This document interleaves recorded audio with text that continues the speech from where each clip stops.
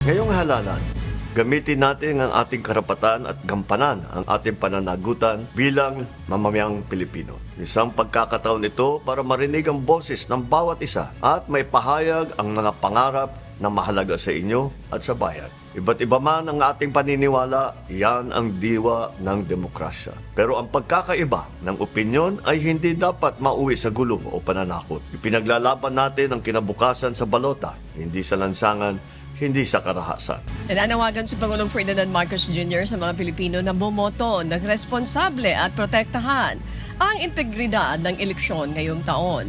Binigyan din niya ang alalan ay isang karapatan at pananagutan ng bawat mamamayan at isang pagkakataon upang maipahayag ang pangarap para sa bayan. Hinimok niya ang mga botante na piliin ang mga kandidatong tapat, may malasakit at may kakayahang magsilbi. At pinapaalalahanan ng mga kandidato na igalang ang proseso ng halalan. Dagdag pa ng Pangulo, hindi dapat mauwi sa kaguluhan o karahasan ang pagkakaiba ng opinyon dahil ang tunay na laban sa balota hindi sa lansangan.